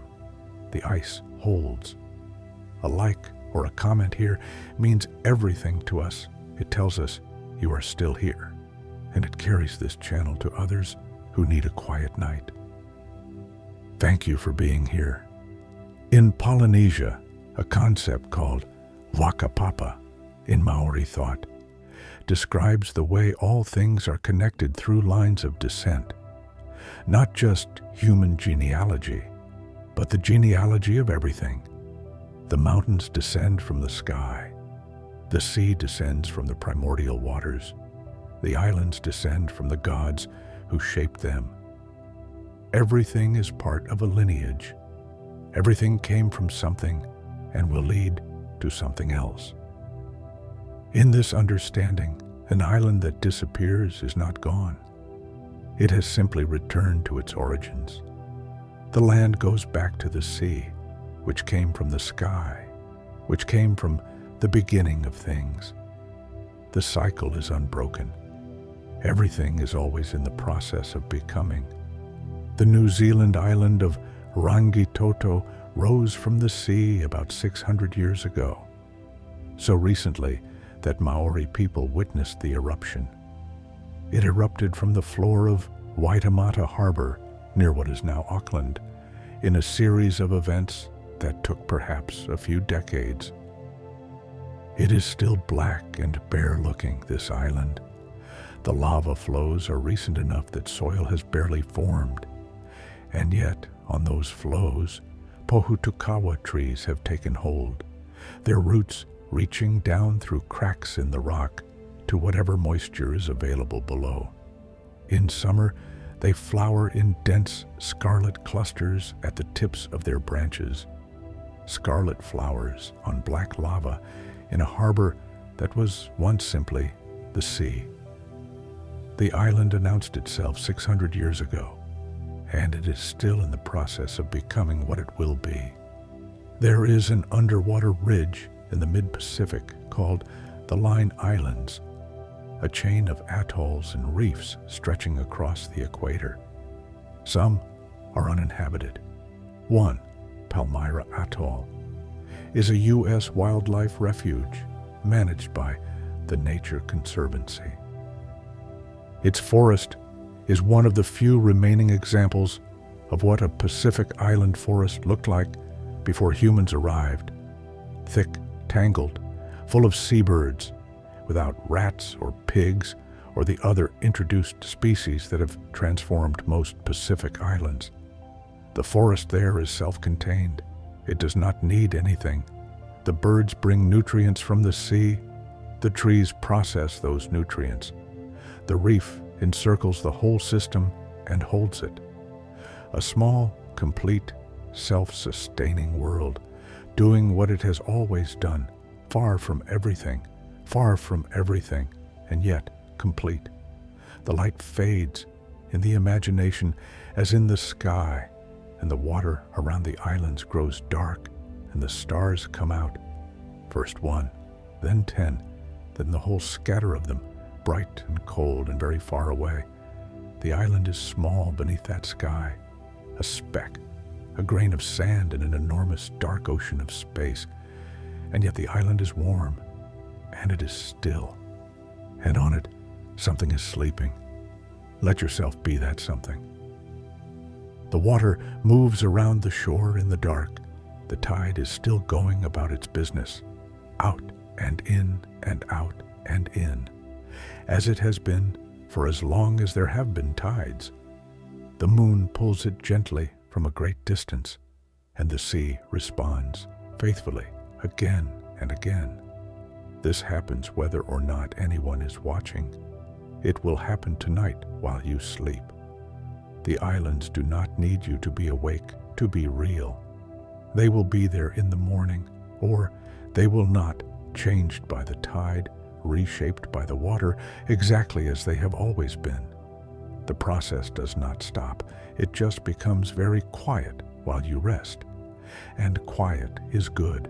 Quiet is the whole point, the whole beautiful, necessary, ordinary point of the night. There is a special kind of fog that forms over cold ocean water when warmer air moves across it. You can see it from a ship, a white, low mist that sits on the surface of the sea, soft and thick, through which the shapes of islands appear and disappear as you move through it. One moment, there is nothing but gray-white ahead of you. Then, a shape, darker than the fog, slightly solid-looking, the suggestion of a cliff or a hillside. Then, it solidifies into an island, real and close. Then, the fog closes again, and it is gone. Sailors called this kind of fog the Cape Doctor, the Har, the Sea Fret. Different names in different places for the same phenomenon. The sea making itself invisible, making land mysterious, making the familiar strange and the strange into a kind of dream. Navigating through fog toward an island you cannot see, but know there is an act of faith combined with careful calculation. You know the direction. You know the approximate distance. You know the speed of your vessel. You move slowly, listening, and eventually the island arrives at you, materializing from the nothing, offering itself, solid and real, waiting in the fog as it has been the whole time. Sleep is something like that. You move toward it without quite seeing it. You know it is there. You trust the process. And then it arrives, and you are in it, and the fog closes around you, and you are somewhere else, somewhere warm and real and completely different from where you were. The island of Truk Lagoon, now known as Chuk Lagoon in Micronesia, is one of the great wreck dive sites in the world.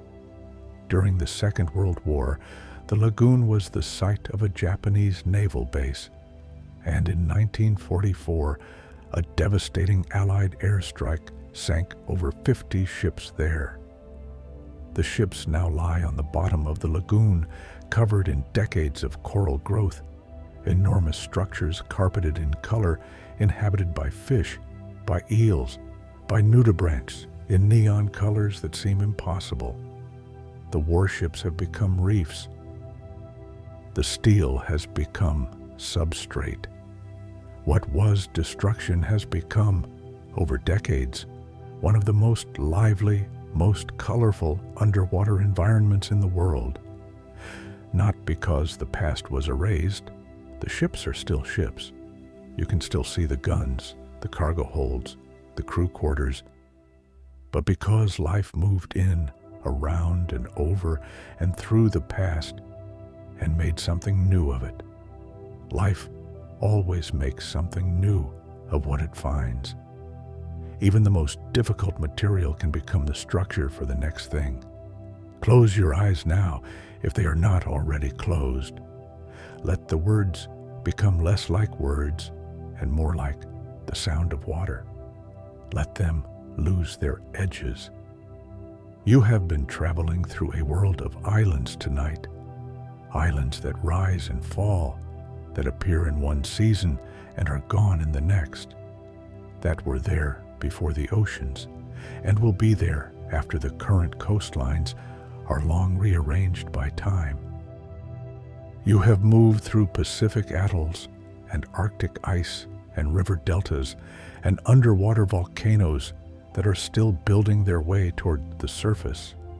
And all of it, every island, every grain of sand, every grain of coral, every volcanic stone, has just been doing what it was made to do, rising and falling, coming and going, being completely what it is, just like you, right now, being completely what you are, breathing in the dark, warm, safe, in a place with known edges, the edge of your blanket, the wall of your room, the familiar temperature of the air you breathe. You are on your own small island tonight. Everything outside it can wait until morning. Leave a comment below if you made it all the way here. It means so much to us to know you traveled this far.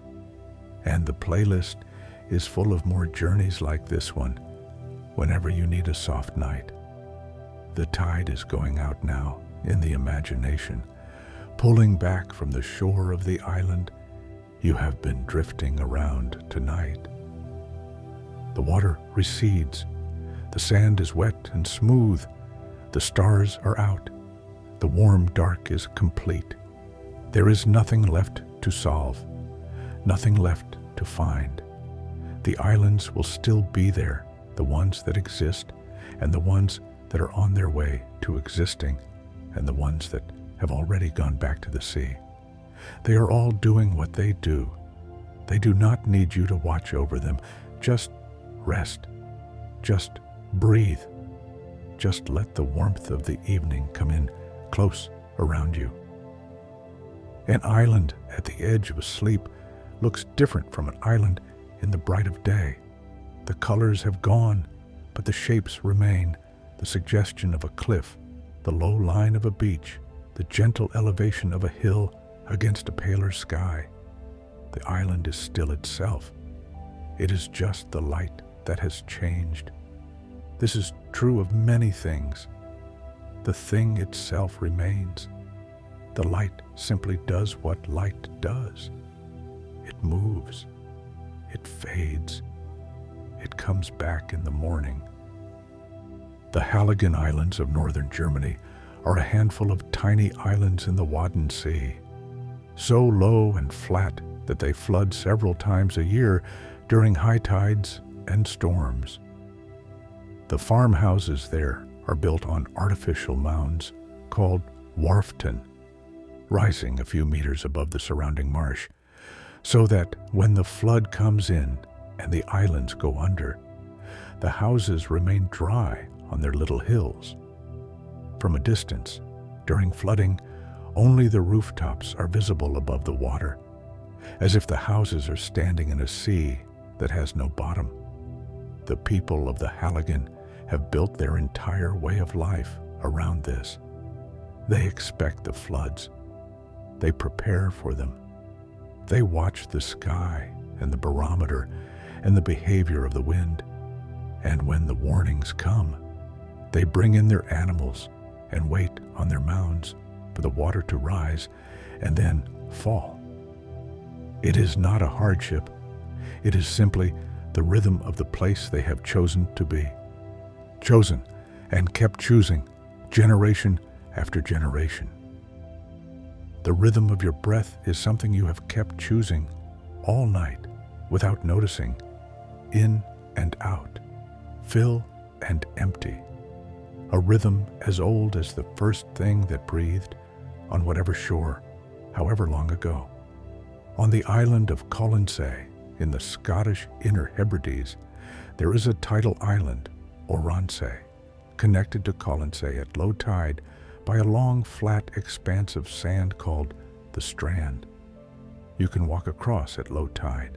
At high tide, the connection closes, and Oronsay is briefly separate, its own thing, until the sea pulls back again.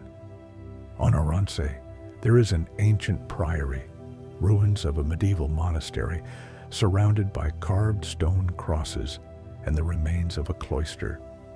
Monks lived there, completely cut off at high tide on their small separate world.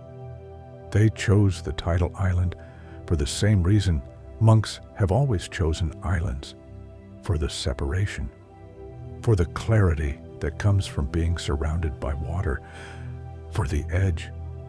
Edges are clarifying. They tell you where you are.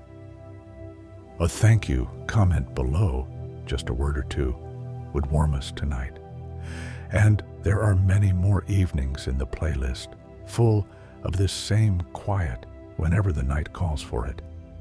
The volcanic island of Stromboli in the Tyrrhenian Sea, north of Sicily, erupts almost continuously. Small explosions every 15 minutes or so, sometimes more. Locals call it the lighthouse of the Mediterranean because the eruptions are visible from ships at sea. A rhythmic, reliable flash in the dark. It is not threatening in the ordinary course, just very active, very present, constantly reminding everyone on it and around it that it is a volcano, and volcanoes do what they do. People live on Stromboli. They grow grapes and capers on its slopes. They walk up in the evening to watch the eruptions from a safe distance, standing on the black volcanic ash in the warm Mediterranean night. The explosions are beautiful, red and orange against the dark, and the sound reaches you a moment after the light, so that you see the fire, and then, a beat later, hear the deep thump of it. Living with a volcano, adjusting to it, finding it beautiful rather than frightening because it is yours, because you have known it all your life, and it has never done more than remind you that it is alive. The island of Ascension in the South Atlantic is a volcanic island of recent origin, only about 1 million years old, which is young in geological terms. When the British arrived in the 19th century, it was mostly barren rock and a little scrubby vegetation. A botanist named Joseph Dalton Hooker proposed an experiment: plant trees on the mountain at the center of the island to create a cloud forest that would gather moisture and change the microclimate. They did, and it worked. The mountain is now covered in forest, bamboo, Norfolk Island pine, banana, guava, a forest that should not, by rights, exist on a desert island, but does because someone planted it. The island received the gift and became something it had never been before. It became a forest. There are gifts the night is giving you right now: the warmth, the dark, the quiet, the permission to stop.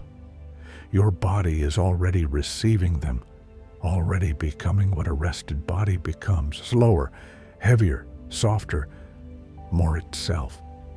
The journey through these islands is almost finished now. Not because the islands are gone. They will still be here, the volcanic ones building upward through the dark water, the coral ones slowly adding a grain at a time, the sand islands shifting with the tide, the phantom islands waiting somewhere at the edge of maps to be found or not to be found. But because your part of the journey is done, you have come far enough. The water is calm. The sky is clear. The island you are on, this warm, known island of your bed and your breath and the dark and the quiet, this island is the one that matters tonight. Let yourself be here. Let yourself be only here. The sea is always moving, but you are still. The tide goes out and in, but you are still. Islands rise and fall across the long ages of the world, but you are still, just breathing, just resting, just being the warm, quiet, specific thing that you are in your particular place, in the middle of this particular night. There is a kind of island called a tombolo, a sandbar or spit that connects an island to the mainland. At low tide, the tombolo is exposed, and what was an island is now connected. At high tide, it goes under, and the island is alone again. The Giant's Causeway in Northern Ireland has something like this dynamic.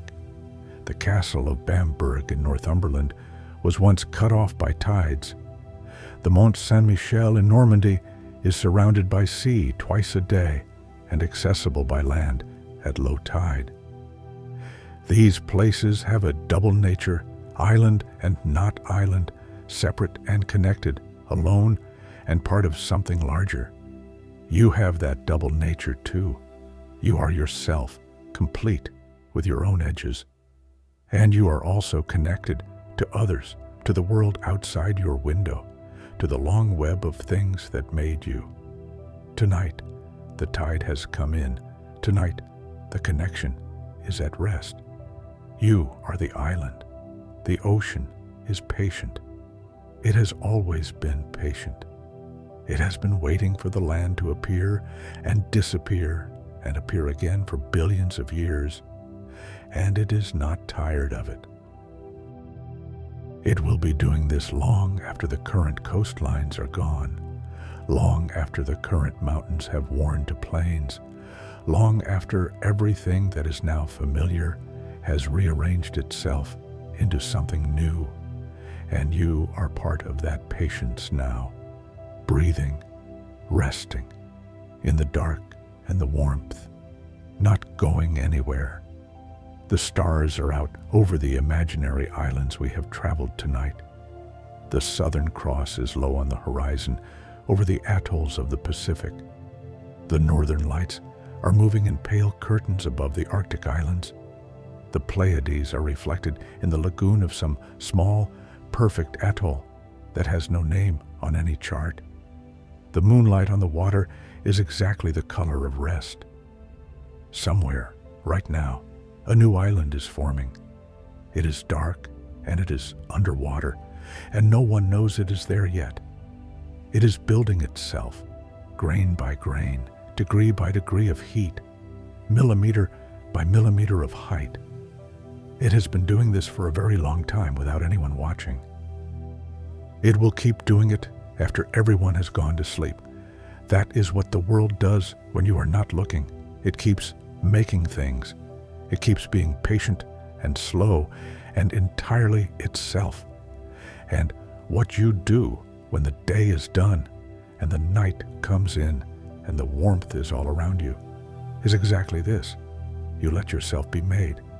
You let the sleep come. You let the night do what nights do. You are warm. You are safe. You are here. The shore is close and the water is still, and the air smells of salt and distance, and the particular freshness of being exactly where you're supposed to be. Sleep now. Let the islands drift. Let the water move. Let the tide do what tides do. Let the stars move slowly across the sky above all the islands of the world, the ones that are here and the ones that are gone and the ones that are still becoming. You are warm. You are safe. You are here. And the night is very, very soft.